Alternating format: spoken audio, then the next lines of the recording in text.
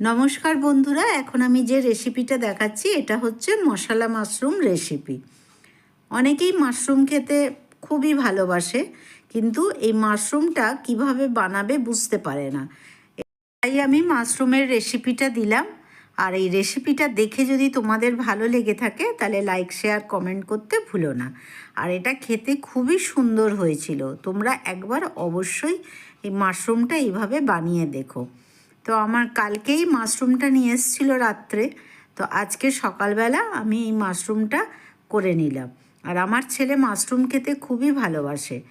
আর এই মাশরুমটার ওপরে একটু কালো কালো মতো কি লেগেছিল, তাই ওই মাশরুমটাকে একটু ভালো করে ধুয়ে নেওয়ার জন্য আমি বাটিটায় বেশ খানিকটা জল নিয়ে নিলাম। আর এইগুলো একটু হাত দিয়ে রগড়াতেই একদম পরিষ্কার হয়ে গেল। দেখতে পাচ্ছ সমস্ত মাশরুমগুলো একবার আমি ধুয়ে নিলাম, তারপরে আবার জল পাল্টে আবার পরিষ্কার করে ধুয়ে নিলাম। এবারে মাশরুমের ওই পাতলা খোসাগুলো ছাড়িয়ে নিলাম। এরকম আস্তে করে নখ দিয়ে করলেই পাতলা খোসাগুলো উঠে যাবে। আর যদি এই যে ডাঁটি মতোটা আছে ওটা যদি খুব বড় থাকে তাহলে একটু কেটে মুখের দিকটা বাদ দিয়ে দিতে পারো। আমার তবে খুব একটা বড় বড় ছিল না, পরিষ্কার ছিল মাশরুমটা, তাই আমি আর বাদ দিইনি। এবারে আমি একটা মাশরুমকে 4 খাদি করে নিয়েছি। আমার মাশরুমগুলো একটু বড় বড় ছিল বলে, আর ছোটো মাশরুম হলে 2 খাদি করে নেবে। এবারে সব মাশরুমগুলো যখন কাটা হয়ে গেল, ওতে আমি 1 চামচের মতো বাটার দিয়েছি। আর দিলাম হলুদ গুঁড়ো 1/2 চামচ, লঙ্কার গুঁড়ো 1/2 চামচ, আর স্বাদ মতো লবণ দিয়ে এটাকে একটু মেখে রেখে দিলাম, মানে ম্যারিনেট করে রেখে দিলাম। আর এইটা ম্যারিনেট করে অনেকক্ষণ রাখতে, আমি যখন রান্নাটা করতে যাবে সেই তখনই এইগুলো মাখিয়ে নিয়ে রেখে দেবে। আর এইদিকে আমি 2টো পেঁয়াজ নিয়েছি, পেঁয়াজগুলোকে আমি এমনি রাফলি চপ করে নিলাম, নিয়ে রেখে দিলাম। আর এদিকে আমি গ্যাসের মধ্যে কড়া বসিয়ে তাতে 3 চামচের মতো তেল দিয়েছি। তেলটা গরম হয়ে গেলে তাতে আমি গোটা গরম মশলা ফোড়নে দিলাম, যার মধ্যে আছে ছোটো এলাচ, লবঙ্গ, দারচিনি। এটা থেকে যখন একটা সুন্দর গন্ধ উঠলো তখন ওই পেঁয়াজের টুকরোগুলো এর মধ্যে দিয়ে দিলাম। পেঁয়াজটা খুব বেশি লাল লাল করে ভাজা হবে না।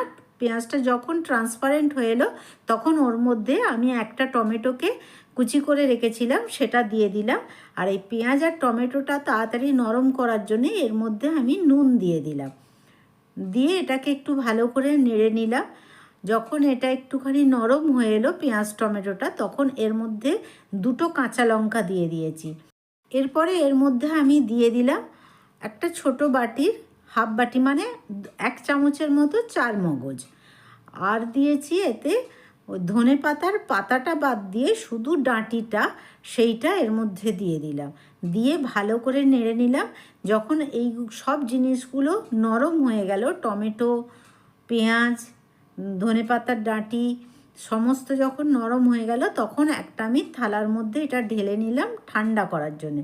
এইদিকে ঠান্ডা হয়ে যাওয়ার পরে আমি আবার গ্যাসটা জ্বেলে ফ্রাই প্যানটা বসিয়ে দিলাম। দিয়ে তাতে আমি 4 চামচের মতো তেল দিয়েছি।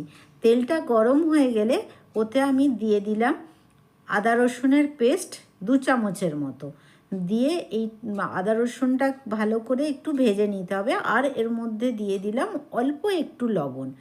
দিয়ে মশলাটাকে ভালো করে ভেজে নিলাম। আদার কাঁচা গন্ধটা চলে গেলে এর মধ্যে আমি দিয়ে দিলাম হলুদ গুঁড়ো, কাশ্মীরি লঙ্কার গুঁড়ো আর জিরের গুঁড়ো। দিয়ে মশলাটাকে খুব ভালো করে সময় নিয়ে কষাতে হবে। মশলাটা যখন তেল ছাড়া ছাড়া হয়ে গেল তখন ওর মধ্যে আগে থেকে পেস্ট করে রাখা পেঁয়াজ, টমেটো, চারমগজ, ধনেপাতা, ওই পেস্টটা আমি করে নিয়েছিলাম, সেইটা এর মধ্যে দিয়ে দিলাম। দিয়ে এবারে খুব ভালো করে এই মশলার সাথে এটাকে কষিয়ে নিতে হবে। আর মিক্সির বাটি ধোয়া জলও দিয়ে দিলাম। দিয়ে এটাকে একটু টাইম নিয়ে এটা কষিয়ে নিতে হবে।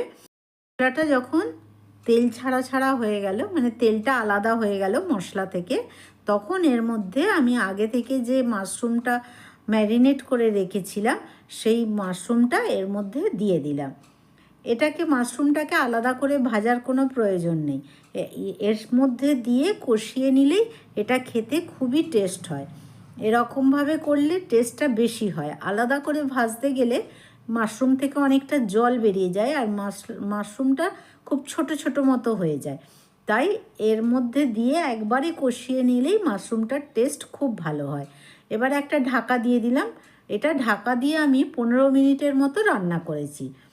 আর এই 15 মিনিটের মধ্যে আমি দুবার ঢাকা খুলে একটু এই মাশরুমটা নেড়ে দিয়েছিলাম। এবারে যখন আমি দেখলাম আমার রান্নাটা কমপ্লিট হয়ে এসছে, তখন আমি একটু এর মধ্যে দিয়ে দিলাম কাসুরি মেথি আর গরম মশলার গুঁড়ো দিয়ে এটাকে ভালো করে নেড়ে নিয়ে আমি গ্যাসের ফ্লেমটা অফ করে দিলাম আর ওপর থেকে একটু ধনেপাতা কুচি ছড়িয়ে দিলাম। এটা খেতে খুবই সুন্দর হয়েছিল, তোমরা অবশ্যই একবার বানিও। এইভাবে বানালে একদম রেস্টুরেন্টের মতো স্বাদ হয়। এরপর আমি একটা মিক্সিং বোলের মধ্যে মাশরুমটা তুলে নিলাম। তোমরা দেখতে পাচ্ছ কতটা সুন্দর হয়েছে আর খেতে খুবই সুন্দর হয়েছিল। তোমরা অবশ্যই একবার এটা বানিয়ে আমাকে কমেন্ট করে বলো এটা তোমাদের কেমন লেগেছে। তো এখনের মতো এই পর্যন্তই, আবার দেখা হবে অন্য কোনো রেসিপি নিয়ে। ততক্ষণের জন্যে বাই বাই। আর আমার সম্পূর্ণ রেসিপিটা দেখার জন্যে তোমাদেরকে অনেক ধন্যবাদ। ভালো থেকো, সুস্থ থেকো।